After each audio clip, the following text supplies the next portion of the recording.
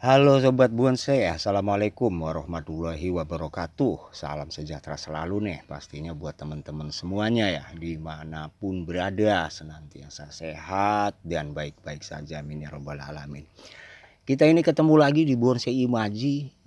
Kita belajar lagi, kita cari tahu lagi soal bonsai ini lebih jauh lagi. Begitu dah kurang lebih ya. Ini kita punya beberapa apa namanya, tanaman dah, beberapa bahan bonsai dah ini yang ada di hadapan kita, maksudnya kita berapa banyak dah itu terutama di sini ada waru sama sancang nih, sama sancang. Kalau ada daun ada pepaya, pepaya itu kagak kagak kita bonsai, kagak apa, kagak tahu dia numbuh di situ, tahu kenapa itu. Terus kita ini mau ngobrolin ini ya nih teman-teman ya. Ngobrolin soal dua metode tanam dengan kelebihan dan kekurangannya, teman-teman. Nah, dua metode tanam itu adalah metode pucukan dan metode batang potongan. Yang kita maksud sama metode pucukan itu adalah bahan-bahan yang kita siapin atau kita tanam dari bahan yang ada pucuknya, kayak los pucuk gitu dah ya kan. Nah, terus yang potongan itu maksud kita adalah bahan yang kita tanam dari batang yang kita potong-potong. Apakah itu yang hasilnya dari kita cangkok di batang indukannya, apakah itu hasil daripada kita potong-potong terus kita setek. Ini yang bakalan kita obrolin. Apa sih kelebihan dari kedua cara itu? Kita pertama larinya yang ke ini dulu dah, yang ke apa namanya, yang hasil daripada pucuk ya. Ini waru nih teman-teman nih, waru. Waru ini kita cangkok dari pucuk. Nah, kalau kata teman-teman kita bilang mah cangkok los pucuk, begitu. Nah, keuntungan pertama kalau kita pilih cara dengan mencangkok los pucuk, kita bisa milih nih teman-teman nih, bisa milih yang udah begini. Dia udah punya cabang kanan, kiri, belakang, depan. Tinggal kita nunggu daripada tunas baru yang bakal jadi terusan. Itu keuntungan pertama. Keuntungan kedua, kalau kita tanam dari hasil los pucuk, ya sekali lagi apa itu dapat cangkok atau dapat setek, nah pokoknya intinya los pucuk, kita bisa buat batangnya ini lebih gede lagi, bahkan gede semau kita dah. Kenapa? Karena dia masih punya ujung, masih punya pucuk yang kita biarin terus naik ke atas, yang kita biarin terus tumbuh. Jadi kalau dia selama dia kagak dipotong nih, selama ujungnya kagak dipotong, dia bakalan terus ngegedein. Itu keuntungan yang kedua. Nah, masih ada lagi kagak nih keuntungannya nih? Keuntungan apa ada keuntungan yang ketiga? Kayaknya sih ada. Ya kan? Tapi biar itu jadi pendapat teman-teman dah. Sekarang kita lari ke kekurangannya, ya kan? Nah, kekurangannya apa daripada los pucuk itu? Nah, kalau yang kita obrolin yang ada di depan kita, kekurangan los pucuk itu ini dia nih teman-teman. Ya, batang-batang atau cabang-cabang yang ada, ini keseimbangannya masih perlu kita tunggu ukuran idealnya. Nah, itu gitu. Nunggunya bukan sekedar nunggu, tetapi harus benar-benar kita awasin, jangan sampai yang bagian atas lebih gede dari yang bawah kagak ketahuan sama kita. Itu begitu. Nah, itu kekurangan yang pertama. Kekurangan yang kedua ada lagi. Nah, karena ketika kita cangkok di los pucuk, ini cabang-cabang adalah cabang-cabang yang masih muda, maka dia kagak punya mata tunas nih teman-teman. Kagak punya dia ini mata tunas nih. Kagak ada calon-calon mata tunas. Kapan kita bisa dapat calon-calon mata tunas supaya nanti dapat anak cabang yang ideal posisinya, ya tunggu ini tua. Nah, itu kekurangannya, kita mesti tunggu dia tua. Begitu. Nah, kalau dia tua baru dia ada punya anak cabang. Nah, iya kalau pohon waru, pohon sancang, pohon fikus mungkin bisa kita potong, terus kita lakukan okulasi gitu. Tapi tetap beda hasilnya, ya kan? Okulasi sama dia tumbuh di mata tunasnya sendiri itu beda hasilnya. Karakternya nanti bakalan beda.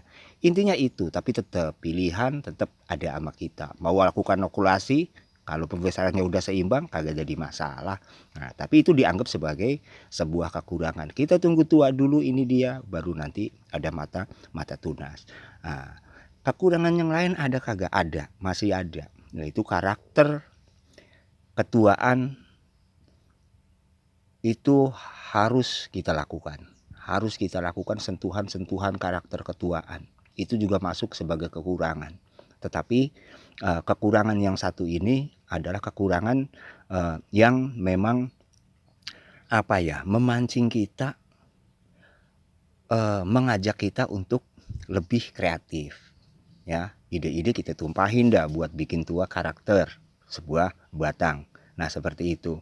Sebab ketika pembesarannya ini udah sampai, semua targetnya udah sesuai, udah artinya mencapai apa yang kita pengenin, kita potong pucuknya, dengan sendirinya nanti juga karakter tuanya bakal keluar sendiri. Nah, itu untuk bahanan yang los pucuk ya teman-teman. Nah, sekarang kita pindah ke bahan yang hasil potongan. Nah, kita lihat ini dia. Nah, ini sancang. Ini hasil setek teman-teman.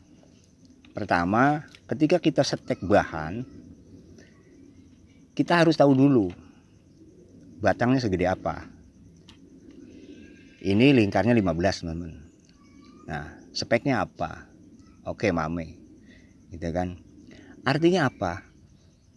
Kalau kita bicara keuntungan, bahan hasil potongan itu udah dapat kita keuntungan pertama, yaitu besaran batangnya tanpa harus kita pikirin kudu ngegedein lagi. Karena kita memang bisa milih gitu, mau motong yang mana nih supaya spek mame dapat pamannya gitu kan, atau spek small dapat. Pokoknya mau bikin yang lebih gede dari ini, kalau kita pengen small pamannya kita tinggal cari batang yang lebih gede dari ini. Nah, itu keuntungan pertama, kita nggak perlu mikirin bagaimana membesarkan ini lagi ya. Tuh, itu yang pertama. Keuntungan yang kedua adalah dia punya desain bebas ya, punya desain bebas untuk berbagai macam style, berbagai macam gaya. Ya, bisa kita bikin dia formal, bisa kita bikin dia informal, bisa kita bikin surrealis, bisa kita bikin dia pokoknya macam-macam, bisa bunjin, bisa yang meliuk-liuk ya kan, bisa pokoknya ekspresi. Semua gaya bisa. Itu kelebihannya daripada bahan potongan. Sebab kalau kita potong di sini kita bikin informal, kita potong di sini kita buang satu kita bikin meliuk-liuk, kita potong di sini kemudian kita bikin keset, dia bisa, dia serba bisa. Itu keuntungan yang kedua daripada bahan potongan. Keuntungan yang ketiga, kita ketika tumbuh tunas nih kayak gini, kita sudah langsung bisa memberikan pengarahan dengan melakukan wiring ya, diiringi dengan proses bagian pondasi.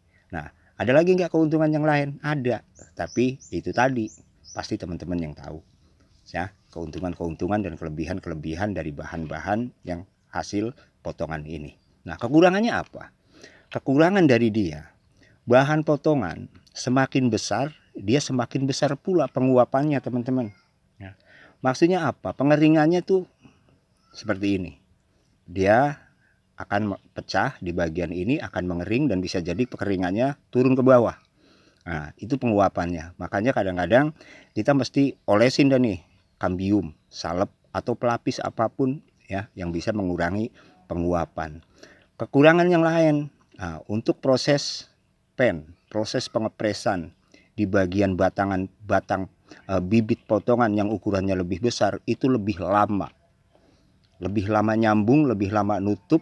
Ya, bahkan kalau ada atraksi atau pergeseran gerak, kita nggak dapat pen yang bagus. Itu kekurangannya. Nah, jadi Kalau kita mau pilih tanam, terserah kita tuh mau pilih tanam yang mana. Cara tanam keduanya boleh juga padahal, tapi lebih baik kita mengetahui semuanya, efek-efeknya itu akan lebih baik untuk kita memilih bagaimana cara tanam. Sekalipun kita harus memilih keduanya, kita tuh bakalan tahu apa efek-efek yang ada gitu ya. Artinya aplikasikan cara mengaplikasikan ide-ide kita jadi tahu bagaimana menangani metode-metode dari bibit-bibit tanam yang seperti ini ya teman-teman ya. Nah, kurang lebih itu aja dah yang kita obrolin buat kali ini. Mudah-mudahan ini bermanfaat, mudah-mudahan teman juga paham, dan mudah-mudahan teman ngerti kita kagak lagi menggurui. Nah itu kita tetap belajar bareng ya kan. Nah terima kasih nih buat teman-teman yang udah klik nonton, apalagi yang sampai kelar gitu kan. Kita ngarepin yang nontonnya sampai kelar sampai selesai biar kagak gagal paham gitu ya kan. Nah kita balas nanti yang nontonnya sampai kelar, kita balas pasti nonton kita sampai kelar videonya gitu ya kan. Kita sama-sama terus maju, sama-sama belajar untuk berkembang. Buat teman-teman yang yang baru nemuin channel kita ini ya, tentu kita mohon dukungannya dan kita akan kembali sama-sama mendukung. Sekali lagi bersama Bonsai Imaji, kita berkarya dan berimajinasi. Assalamualaikum warahmatullahi wabarakatuh.